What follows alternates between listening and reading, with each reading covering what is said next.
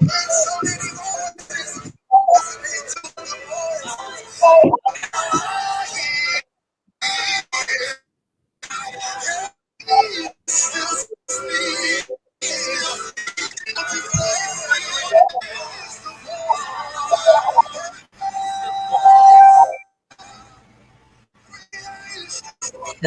hello. Hey, y'all. Welcome. As you come in, tell us where you're joining in from. Tell us the state, rep your state. Joining Thriving Thursday is the relationship panel. We are going to be diving deep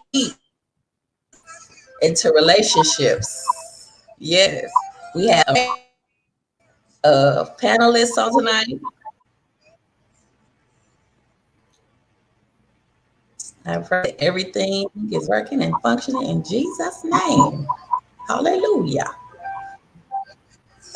We will get started in about 2 minutes. We're going to give you a chance to share this live with 3 people.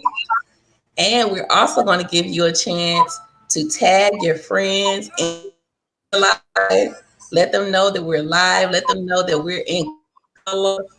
Let them know that we have the pastor himself, Pastor Gregory Divine, with the elder on the stage.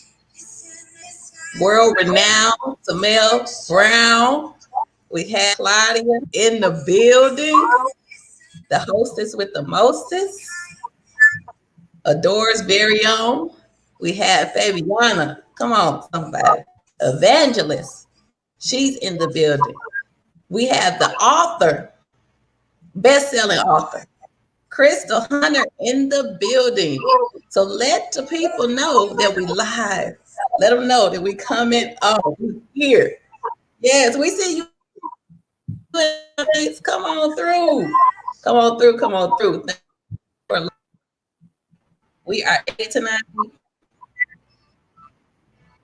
Excited to see you live with us on a Thursday night.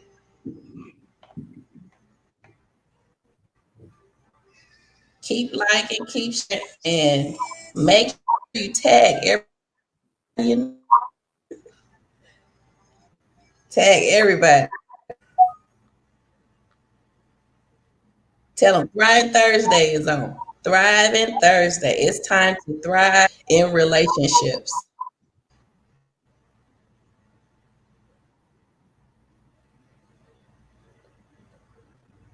So I have already done our introductions. I introduced each one of them. However, I have also introduced their self and give where we can find them, where if we want to follow them, where we can them. So we're going to start it off with the illustrious Crystal Hunter. Hey, everybody. Happy Thriving Thursday to everybody out there.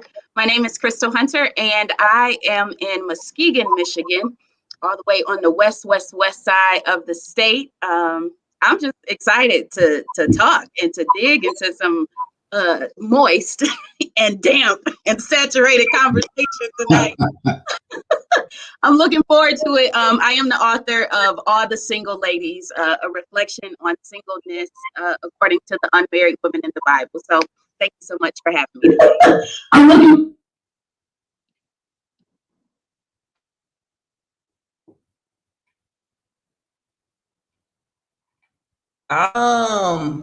Awesome. We'll hear from the great tell where you can follow him, where you can find him.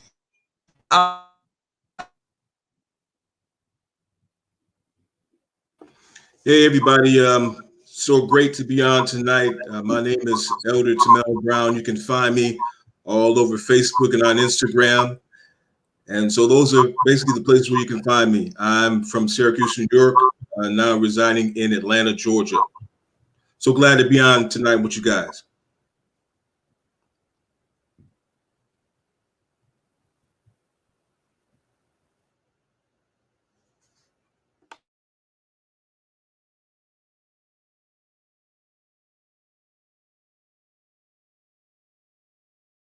Hey, awesome sauce. Hey, Asia. Hey, Dee Dee. How y'all doing?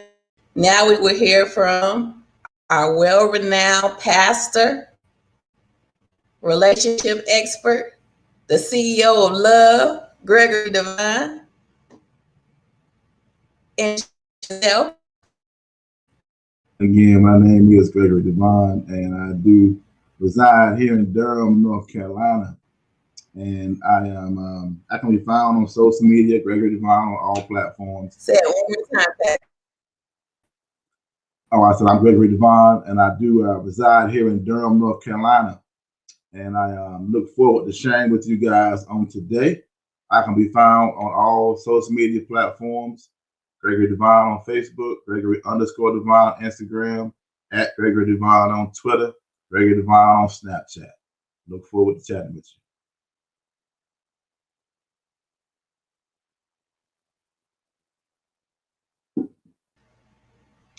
Awesome sauce.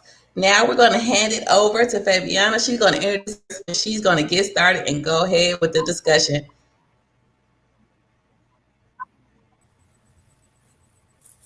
Good evening, everyone. We want to thank you for joining us on Thriving Thursday. We're going to have a great discussion. We have a wonderful panel. So I hope you have your questions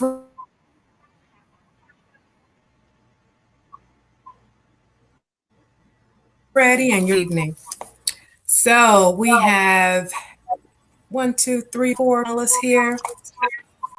We've been having hot topics for the past couple of weeks. Andrea has been striking the fire under people with these questions. So get your thoughts together, get your minds ready, pray for the correct answer. And then there's not a correct answer, because a lot of times as we reflect back on relationships and other relationships, whether they're with the opposite sex or family, we can kind of understand exactly what someone else is going through. So our first question is for the Christian people: single, dating, long distance. What do you think about that? Let's hear from Master Tamel. Well. When I think about a long distance, I think that it's definitely a possibility that long distance relationships could work. With me, I would say probably about maybe 2 or 3 years ago, I was against dating long distance because my love languages are physical touch and quality time. So I just think that is so important for me to be able to spend time in person with an individual. The video chatting is cool, talking on the phone is cool, but it's nothing like having that woman in your presence. You get to see those verbal cues, and if you're saying something that she don't like or she's not feeling, you can see her face. She lets you know, like, hey, look, I ain't feeling what you're saying, brother. Stuff like that. And so the good stuff too. She's like what I'm saying. She smile. I like all that stuff. And I like, being in the presence of an individual more than just talking on the phone. I do that all day on my job. And so sometimes for me, it's kind of tough. I talk on the phone about 10 hours a day for work. And so sometimes I don't want to be on the phone all the time. So for me, I think it can work. It's just going to take some dedication. I have been in a long distance relationship, and it can work if both of you put forth the effort. I think going to see each other should be reciprocated, as far as, sometimes, I think the man should go ahead and take and see the woman first, depending on how y'all work it out, y'all can meet together, at a certain location or a certain place, whatever you guys decide. But it is going to take a little more dedication than just someone being locally with you. And so I think it can work. It can work. It's just going to take a high level of dedication, and it's not always easy. And that's my answer for right now.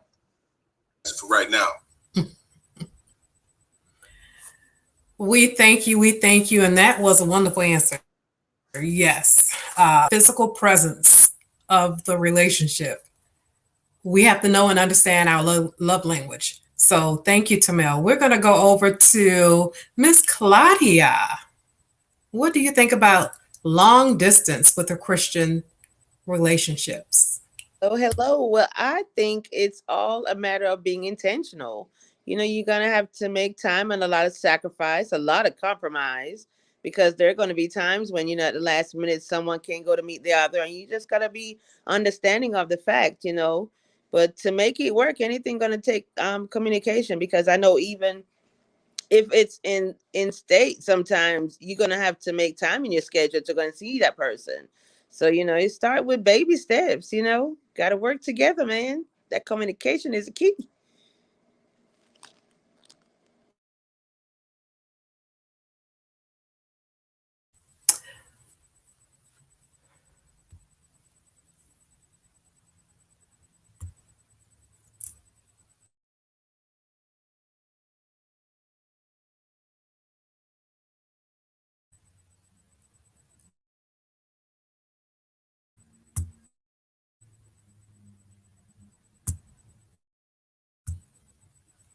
Okay, I think I got it now.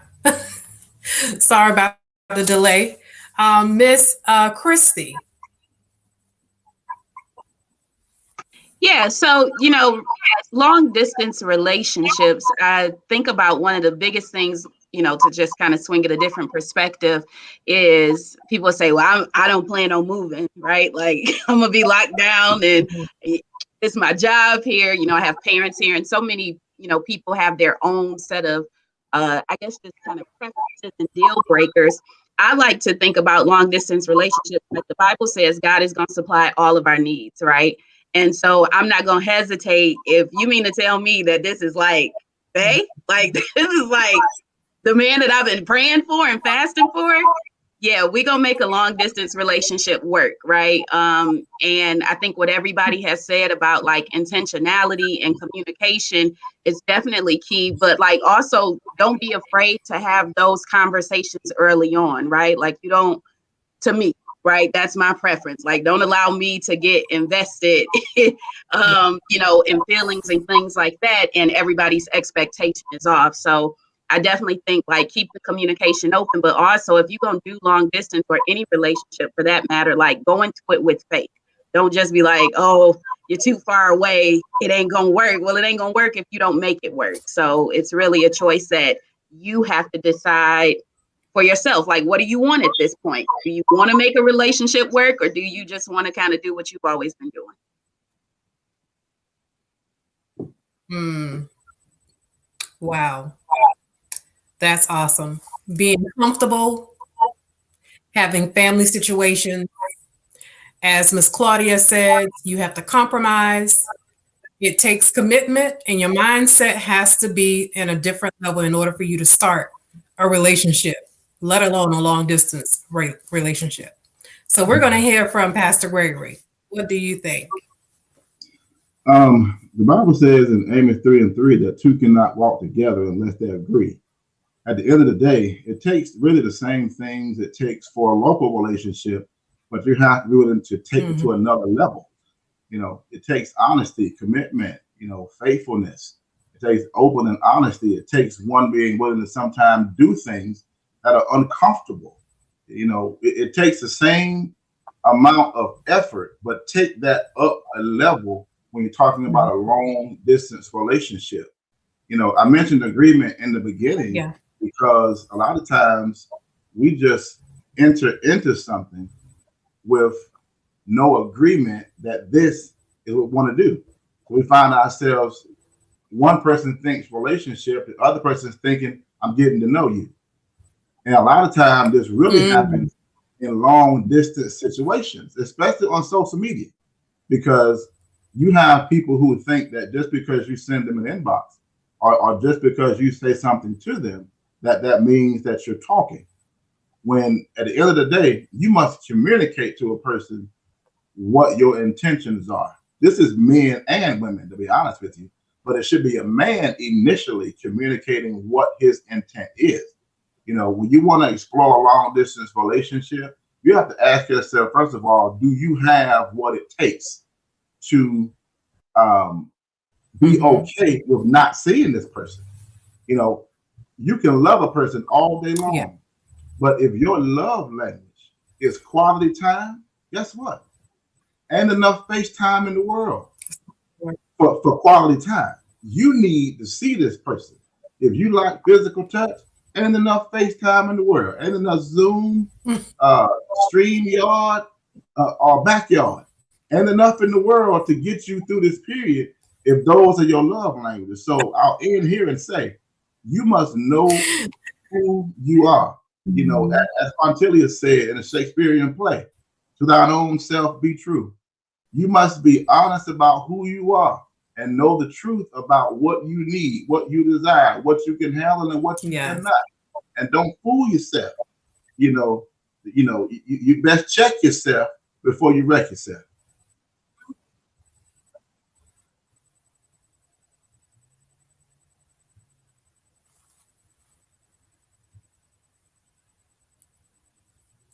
Amen.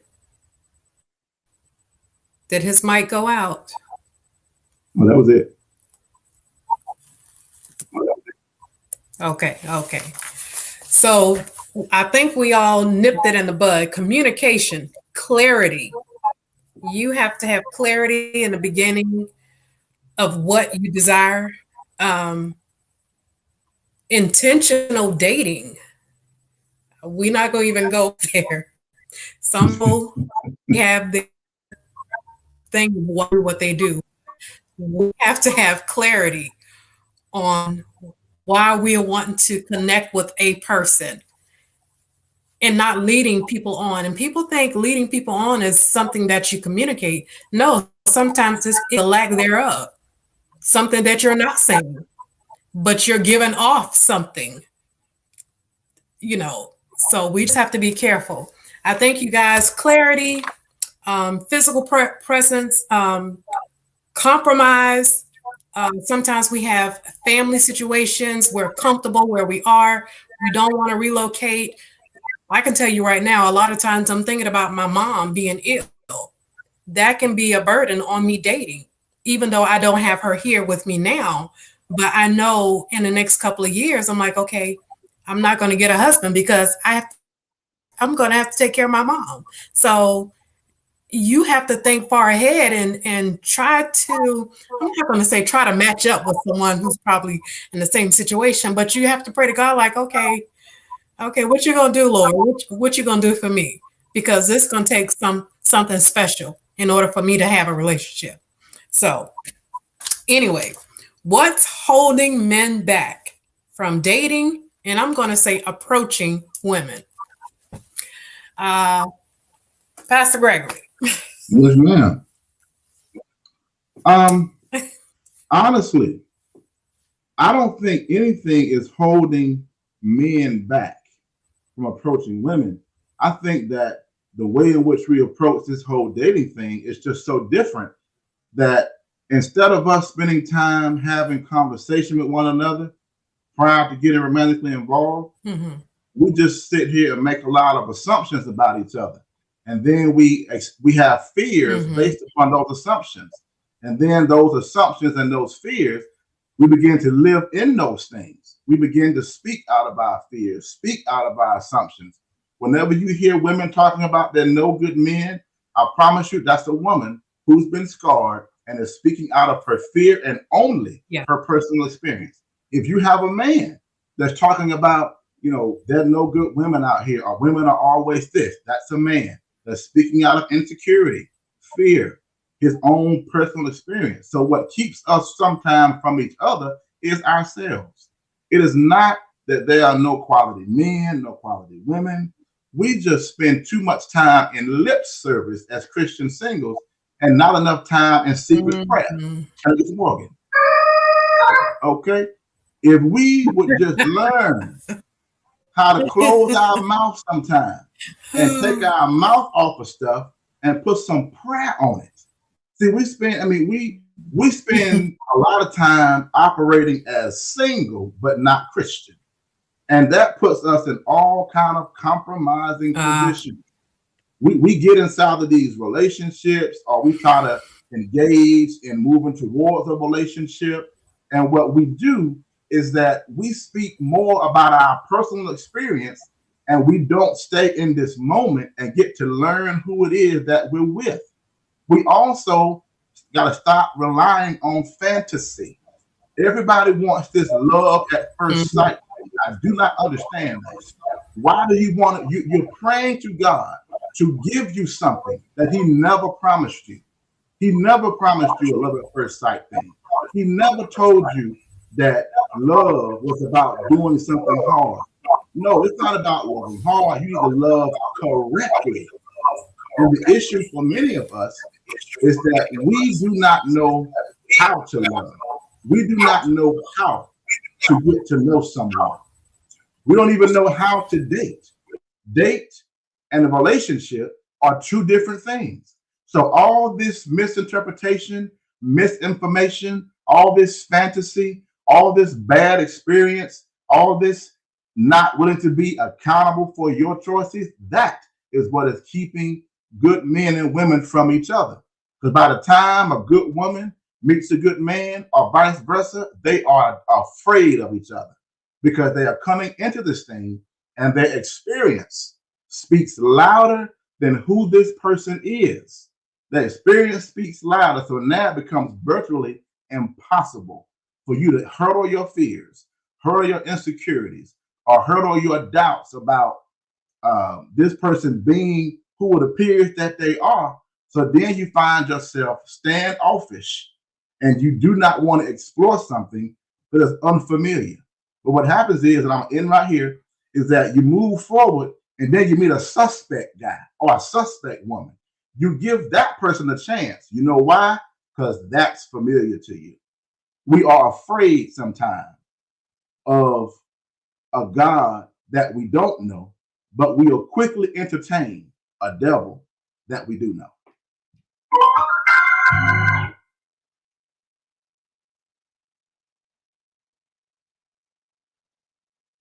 I'm done. Okay, Tamel.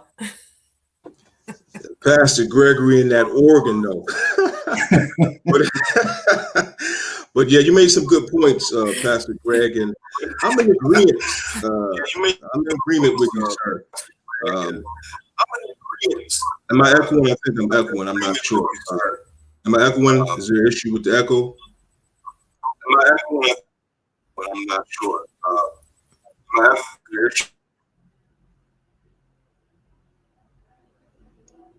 Can you hear me? Okay.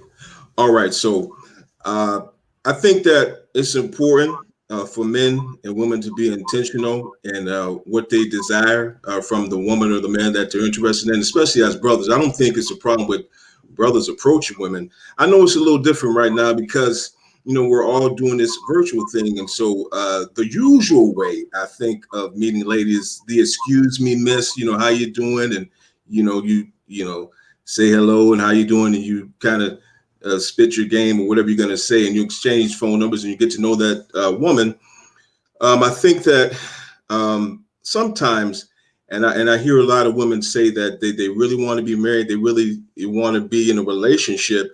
And so I'll say this, and some of the sisters are so mean, though. Some of you guys are so mean, and the demeanor on your face, you wear it mean. And so sometimes it's hard for brothers to really kind of know if they want to approach you, because we're like, hey, look, you know, I like her, I'm feeling her, but she's kind of mean. But that never stopped me. But I'm just saying, I think that your intentions should be made clear. And as I always say, this is that I think it is a fear, because I think we definitely have to be healed, because the way somebody treated you before, somebody may have treated you really poorly, somebody may have treated you really bad, and they didn't make you feel good in your last relationship. So when the next brother comes in and he's really interested in you, he's really feeling you, he wants to date you, wants to get, but you kind of put up a defense because of you've been hurt in your past relationships. And so it's hard sometimes to move forward when you haven't been healed from your hurts. And sometimes women hold the things that another man has done against your brother that's truly sincere, and he really likes you, and he really thinks you're something special.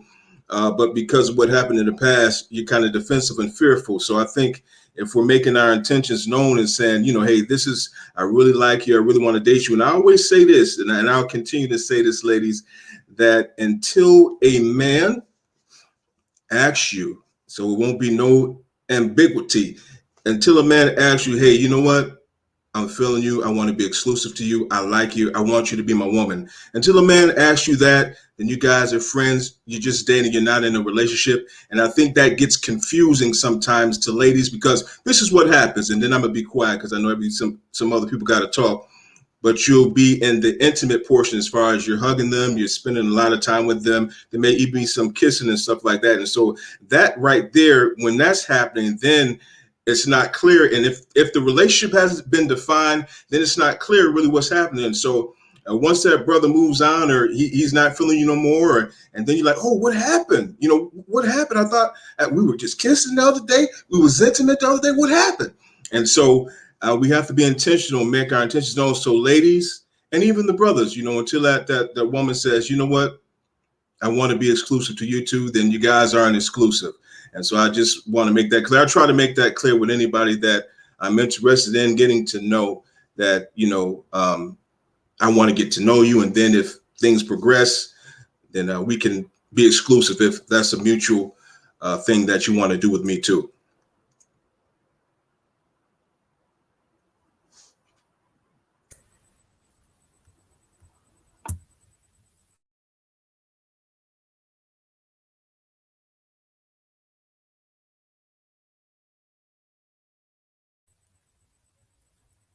Given that clarity and being open and honest, the men have spoken, women, about our resting face. I'm going to say, not being approachable. People used to call me mean too, but if you approach me, I'm the sweetest person in the world. But a lot of times I'm just looking off, probably thinking about what I have to do next. And a lot of times I don't mean to look mean. So, ladies, what do you have to say on behalf of what the gentleman just said about the women dating and being approachable? Miss Claudia, let me know what's on your mind. Well, I am going to piggyback off of Tamel. Well, I'm a big thing. I have a big thing about women speaking. It doesn't take much to smile. I know sometimes I've seen and heard women often say, well, I can hold my own door open. It doesn't take much for us to say, thanks for holding the door open. And hey, even if I'm going into the gas station, you know, because we have masks on now, you can't really see a smile. But if you just hold the door open for a guy, I know people are like, oh, you know, that's not the chivalrous way to hold the door for a man. But at this time, we need to be kind to each other. The world has been so rough to us. So, you know, we just got to spread that godly love.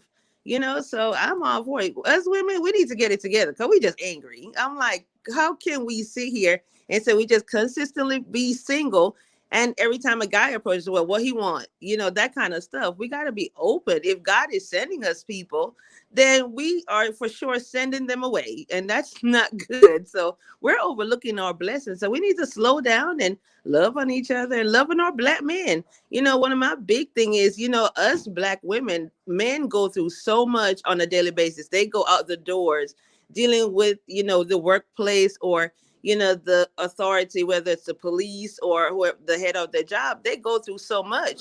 So we should be here uplifting them. And I know a lot of people, well, women, you know, say that sometimes, well, us women need uplifting too. And I agree with that. But I think the world is so much harder on our Black brothers. When you look at the prison system, you know, it's overran by men. You know, a lot of families are being raised without fatherless, you know, households. You know, you have single dads, but the dads are in jail. So, you know, we got to back them up, lift them up, and maybe they'll be nicer to us too. So that's my 2 cents.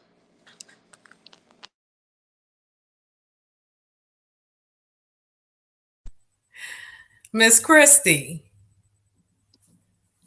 My favorite conversation of all time.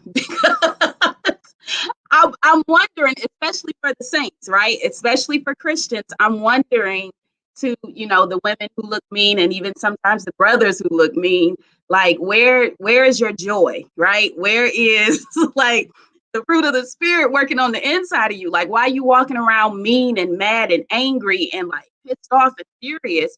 And I think a lot of times, you know, women, right? Some of us have said before, like, well, he just gonna have to accept me the way I am. or, I am mad, I am angry. Like, I'm paying bills with myself. I'm doing all of this stuff by myself. And one time, Holy Spirit checked me, and he was like, yo, he didn't say, yo, Crystal, but he checked me and he said, you need to act like you care, like act like you want to be found, act like you want somebody to compliment you. It's okay for somebody to say, gosh, you look nice today, or I like your hair, right? And I think we, because of past hurts and traumas and all of that stuff that we got to get healed from, I think we walk around with this hard exterior shell like we don't need. And that, I'm sorry, that's against the word of God. Like, we weren't created to do life, single and separate forever and all of that stuff. So I just think there's a lot of healing that has to take place. And I don't think the brothers are saying, smile all the time because everything is always good. I don't think they're saying, put on a front or anything like that. But I do think I think what it communicates to men is, like her life looks fun. She looks like she's enjoying life. I want to be a part of that. I don't want to be a part of somebody that always looks mad. Like, why would I associate myself with that? Why would I join up with that? And it's not just for romantic relationships. That's for everything. So we just have to do some deep work. If you walking around and you ain't smile in a couple of days, that's the indicator that you got to do some deep work. There's something else going on that's trying to snatch your joy or capture you. And instead of, waiting on, Mr. Right and all that good stuff, like, you got to do some other stuff to get that out of you. I think we discussed this. Thank you, ladies and gentlemen. I think we discussed this on our last segment about being whole.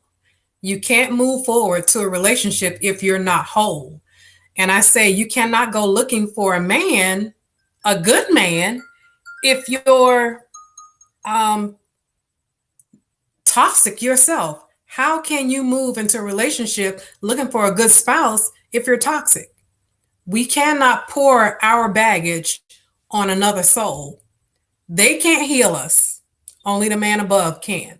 So we're going to move to the next question. How do you heal from being ghosted? Miss Crystal, answer that for me, please. You got to realize, I know it's cliche, but I've been learning this over the years. Like, rejection ain't all that bad. Rejection is not the end of the world. I saw someone who said, we go and we apply for jobs, right? We all have had to do the interviews, and we all have probably gotten that call back like, sorry, you're not the right candidate. You're not the right fit. We wish you all the best in your career endeavors, right? And I had to take that, and I was like, that could really apply to our romantic endeavors, right? I'm sorry, you're not a good candidate. You're not the right fit. It don't mean that, you're not, it doesn't mean that you're worthless. It doesn't mean that nobody else will want you. But for this right here, you're not the right fit. And I think we ought to rejoice in that, like, because we're not trying to get married just to get married. We all could have pulled a ring by now. We all could have walked down the aisle by now, right? We're getting married to fulfill purpose and destiny. So if I'm not a good fit for you, brother, and you just wanted to ghost me like that, first of all, that's your issue, right? So that shows me a lack of immaturity. That shows me like, I probably didn't want to get with that joke and go away, right? And even though it's going to hurt and sting for a little bit, I think you bounce back by realizing, cool, that, you know what, that's a good sign of protection. And even more so, that's a good way to say, I'm one step closer. Like, I done weeded out another one. I done crossed out another no candidate, and just keep it moving. We got to grow up. We got to do some maturing. So don't you be the one ghosting folk. But if you just so happen to get ghosted, it's all good. That's not the one that you wanted anyway. So, you have you some ice cream or do whatever you got to do for a second. Pray, shake that stuff off, reaffirm yourself in the word of God and who you are, and, just wait for the next opportunity.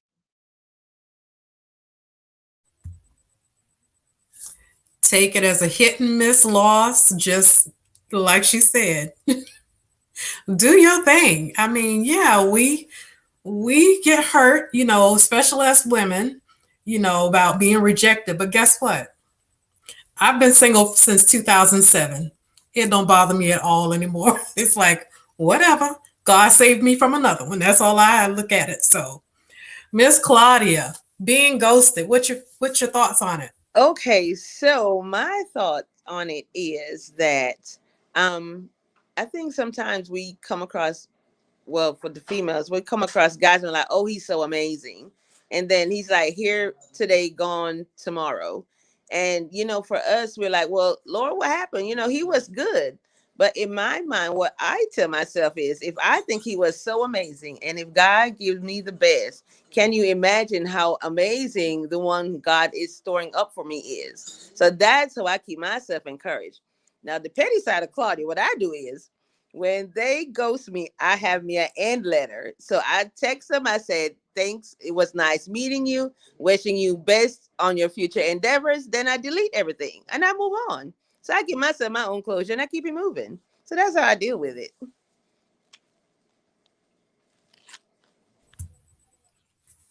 I know we women are not the only ones that have been ghosted. So, fellas, jump on in. Tamel, you want to go first?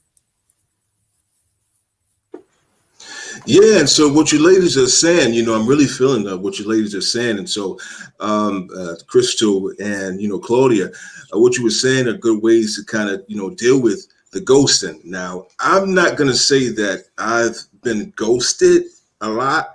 I'm not just saying that to say it, but because usually I'm really clear, and whoever I'm dealing with, whoever I'm talking to, and getting to know, then I think it's just a mature thing. I think Crystal was saying it's really immature to, be talking to somebody or having interest in somebody, and then, you don't hear from them ever again. You just wonder, what happened? Why, didn't he call me, or, why I ain't hearing from this guy no more? And so sometimes I think too, brothers do it, and just coming from a brother's perspective, I think just so you ladies know, brothers do it sometimes because sometimes the ladies that the brothers are talking to, that rejection, they don't handle rejection very well. That's what I've heard. That's what I've heard. Now, I haven't personally ghosted anybody. I'll just let them know, hey, I enjoyed, getting to know you, and you're just, I know we're not matching, and so, we could definitely be friends. It's a way to say things, and it's a way to do things, so the rejection won't be so hardcore. But I think it's just a way that you deal with it and that you communicate it is what's the key. But I don't think as grown men and women at our age, in this stage in our lives, we should really be ghosting people. But when it does happen, hey, you got to be real with yourself. Hey, you know what? That hurt me. That brother, I ain't heard from that brother. We've been talking every day. It hurt. You got to deal with, hey, look, that I was talking to that sister, and oh my goodness, I was really feeling her. I ain't heard nothing. And so then, sometimes you won't get an answer. And that's the key. You got to deal with not getting an answer sometimes. Sometimes we just got to go to the Lord in prayer and say, you know what, Lord, I'm just going to go ahead and put this individual, this person in your hands and pray for them and go ahead and move on. Because sometimes you're not going to get the closure that you need. They just gone. Boom.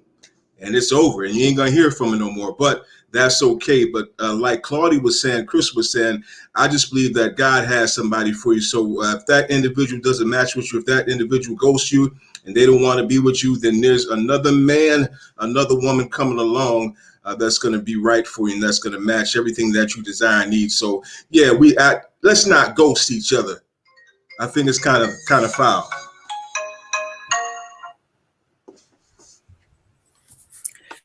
The maturity level, let's just put it out there on the table and just let I'm just not feeling you anymore. I don't care how you say it, just tell me. Just open your mouth. We, as like Tamel said, grown women and men, not only just grown women and men, but we're supposed to be Christian grown women and men. So that gives you a bump up another notch. Take in consideration of what you would want somebody to do to you or for you. So you always think past yourself and just don't do it. Let the person know. If you can't talk to them, some people are embarrassed. They don't know how to explain themselves, that type of thing. Text me, send me an email, do something. Just let me know you're not interested so I can move forward. Because now we're dating and, just let me know. Don't leave me hanging. So the next question. Now this question is just like but I'm gonna let you guys answer it. Should you have friends that you call wifey? Pastor Gregory? I'm gonna get to that question, but I gotta go back and answer that last one if you would allow me to. When it concerns ghosting, I think what has not been said is that we have to take a look at what's going on with us if we are continuing to get ghosted time after time. That the great R&B prophetess Erica Badu said, "Bag lady, you gonna hurt your back dragging all them bags like that." That's some bag ladies and some bag men out here who don't realize how much baggage that they're dragging around, and that is causing them to enter into these situations that end up getting them ghosted.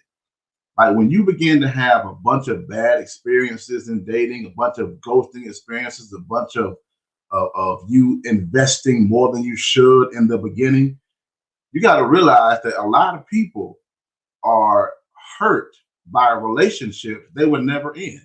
And it's because we are playing Russian roulette with our feelings. And we do not take ownership of our experiences. We do not take ownership of what is going on in our lives. We look to assign blame, but we do not look to embrace accountability. And we find ourselves complaining, talking about men, talking about women, when the reality is there's something going on with you that is causing you to invest more of who you are into perfect strangers. You know, we make the greatest choices and investments in business, but the dumbest investments with our emotions and feelings. You know, anybody who knows about the stock market knows you would never invest your money where you have not studied to know what this stock has done the last few weeks or the last few months. We take our bodies, our emotions, our feelings, our heart, and we just invest without doing any study to figure out what's going on here. Is this a good investment? Does this person have integrity? Do they have a good heart? What is their character? And we are expecting the best circumstances out of the worst individuals. That is not a problem with them. That is a problem with us who's getting our heart broke. Because if you continue to have the same experience, you have to understand you are the common denominator. It does not mean that you made this person ghost you. No, it means, but you may be investing more into people than you should. So until you slow down and realize there may be some things going on with you that you will need to check, because you're hurting yourself by giving parts of yourself to people who do not deserve that. Like just because they desire you, when they deserve you. Now, to answer your question that you asked me just now, what was it again? I'll be brief.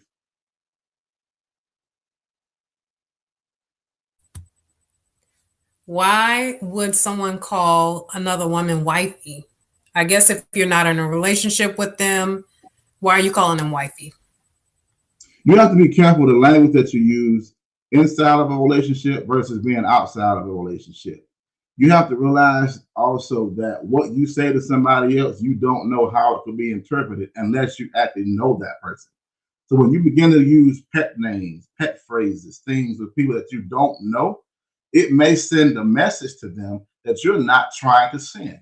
So you have to realize, again, part of getting to know a person is understanding who they are, understanding what they are about, understanding how they receive stuff, understanding, are they a person who likes to hear language like that? Can they handle language like that? So you may want to reserve certain things for people that you know, but when you're talking about being very specific with relationship language, you might want to reserve that for the relationship, because you do not want to send a message that you're not trying to send. Because again, when you get to know somebody, you don't know what they've been through. You don't know who they used to date. You don't know if they have any toxicity with them. You don't have any heartbreak or hurt with them. And they may have some lasting memories with them that cause them to take what you're saying in this moment and run with it. And if you're not careful, you will send this person a message that you're not trying to say. So you must always be careful with the language that you use, because words have power, words mean something. And again, if you do not know this person, you may want to stick to everyday language. Never do that wifey stuff, because you may send a message that you are not trying to send if you and that person do not already have an established friendship. That's all. That's good, because you, with the pet names, a lot of times I hear it when people are coworkers. I hear it a lot. My job wifey, I've heard it when I worked in corporate, which was like, okay, now I thought he was seeing somebody. Now why he having this one to bring him lunch? That type of thing. So it's just an open world type of messy mess that I don't like to get involved with. But you have to be ready for the consequences. She may be taking this all to heart, and here now you're about to get messed up, because now you got Jekyll and Hyde about to get on your hide. So,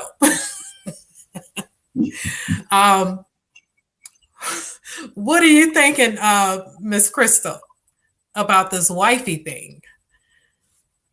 To be honest, I think it shows just, like how we have lost the sanctity of marriage and the sacredness of marriage. Um, it, it's not often that we walk around calling so many other people our mom, right? Or like, your dad. Well, that could go a lot of different ways. But you know what I mean? I think when you look at a husband and wife's relationship, and their covenant relationship and the vows that they establish before God, everybody can't get that title. Like, it ain't cute. You know what I mean? Like, I guess I just don't get it. Now, and I think our generation does have an issue also with what Gregory was saying, like just language and vocabulary. Find some other words to identify or classify what this individual is or means to you, right? Just like everybody is not your friend. They could be a coworker, they could be an acquaintance, they could be a friend of a friend, but they're not necessarily your friend. And so, I don't know, that pop culture vibe of wifey, again, I just think it's a tad bit immature. And I'm like, listen, you don't call me that. Like, don't try to sell me a dream thinking that I would be impressed because you're calling me wifey. I'm not. I'll be impressed when we sign a piece of paper and, say vows before God that says, I am your wife. But wifey, you can save that. It feels very high schoolish. So, if you out of that phase of life, it just feels very high schoolish to me.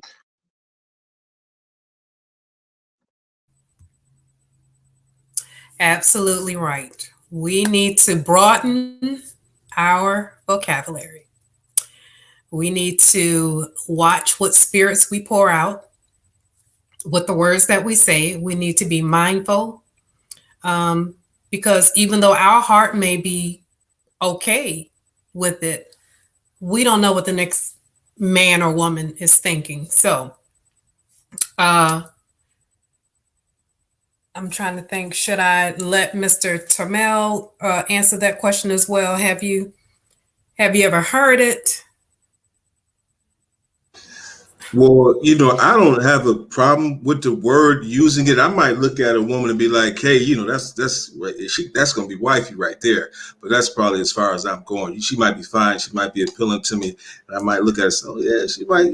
That might be wifey right there." But I'm not, using it as a term of endearment unless I'm really, I guess, if I'm involved in a relationship, I might use some terms of endearment, but.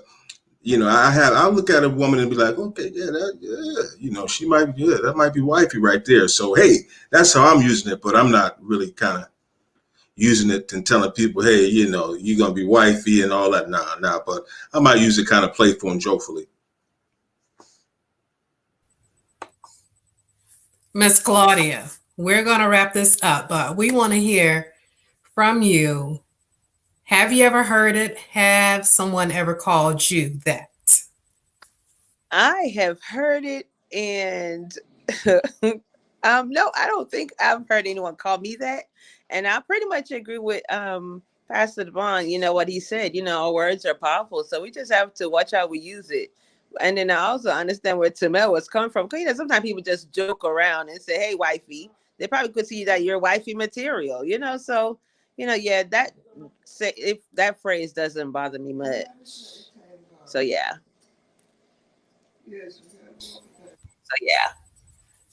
So knowing who you're saying it to, I think that's what Pastor Gregory said. Sometimes you can use these pet names and we have to be careful. A lot of times if we're just doing a meet and greet and we don't know people, I mean, know them. Not just, okay, this is my Facebook buddy and now you at a meet and greet and no. Sometimes we get too comfortable with how we address people, but we just have to be mindful and we have to be careful. We have to be prayerful. So we're going to wrap this session up. I thank you guys so much. Relationships. We need a lot of healing. We need a lot of healing. And it starts with you. No one can fix you. Getting with someone good when you are not healed from past relationships or any type of hurt. Sometimes it cannot even be just a relationship per se. It could be family issues that you had to deal with as a child that you're not healed from. So focus on you before you can take that next step. I love you to life, as they say. Thank you for joining Thriving Thursday. Miss Crystal, how can we find you on social media? So you can find me as Crystal Hunter on Facebook, and then on Instagram, it's Kairos Crystal, or you can just hashtag Kairos Crystal.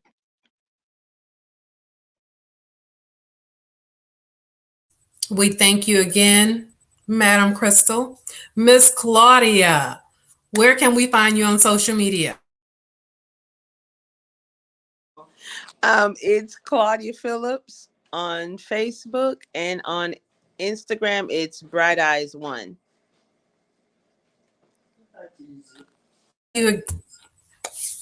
Thank you again for joining us. Mr. Tamel, how can we reach you on social media? You can reach me on Facebook. I have 3 pages. My personal page, Tamel Brown, my ministry page, Elder Tamel Brown, and my singing page, Tamel Brown. It's up under Fruit Bearer Recordings and Fruit Bearer Ministries. And you can also reach me on Instagram as well.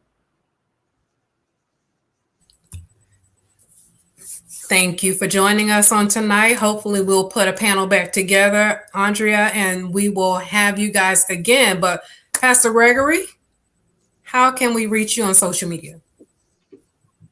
Yes, ma'am. Thank you guys for having me on again. I can be reached, of course, on Facebook, Gregory Devon. I can be reached on Instagram, Gregory_Devon. I can be reached on Twitter, @Gregory Devon, Snapchat, Gregory Devon. Always a pleasure sharing the panel with these distinguished men and women. God bless you all. Bless you as well. Andrea, we're going to turn it back over to you, but my name is Fabiana Anderson. You can reach me at Fabiana Anderson on Facebook, A Woman of God's Business as well on Facebook or on Instagram. I thank you again for letting me be your host, and I did enjoy my wonderful panel. You guys have a blessed evening for joining us.